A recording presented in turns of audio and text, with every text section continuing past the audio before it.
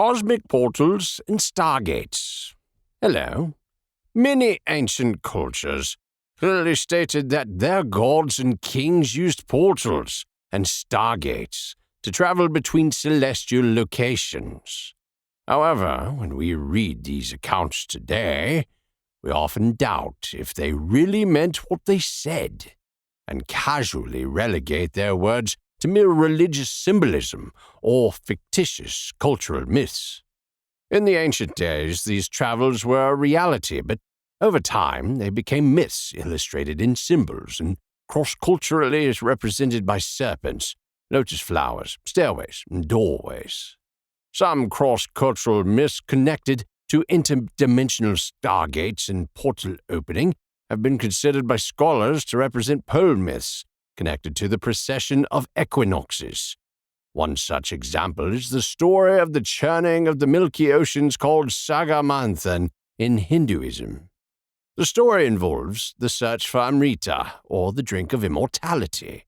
The Devas, gods, and the Asuras, demons, warred with each other and wanted immortality that could only be reached by acquiring Amrita, the nectar of immortality.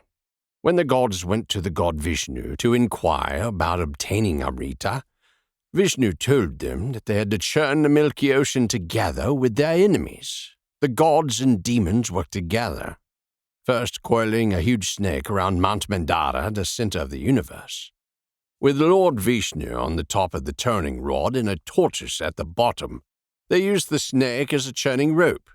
The demons pulled the head and the gods pulled the tail back and forth. They churned the ocean and got the Amrita. In Mesoamerica, the same imagery was illustrated by Mayans and generally connected to the ball game story. However, the imagery clearly depicts the same elements found in the Hindu myths, including two polarized groups or individuals holding ropes around a central structure or rod, then the central rod resting on a turtle in a body of water.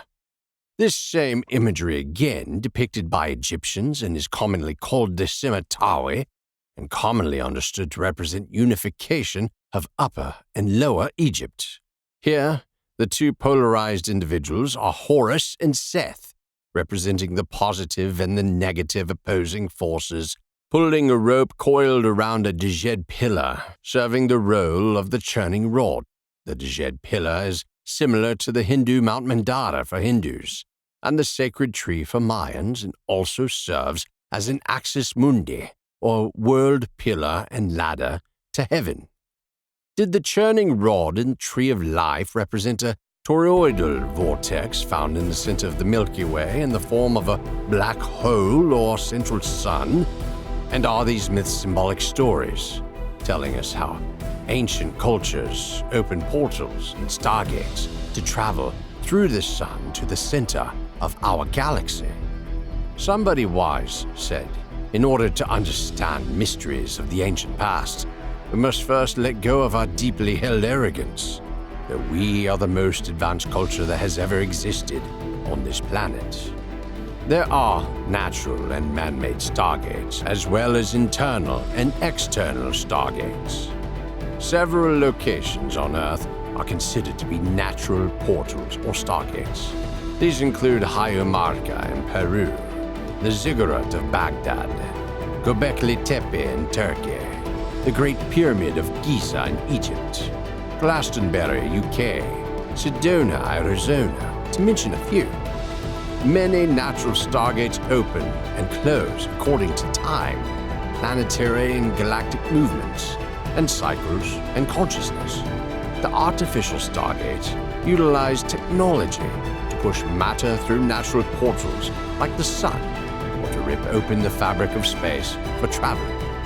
An example of such natural cycles at a very large scale is precession of Earth's rotational axis that takes about 26,000 years to make a full rotation, further divided by half to 13,000, then 6,500, then 3,250.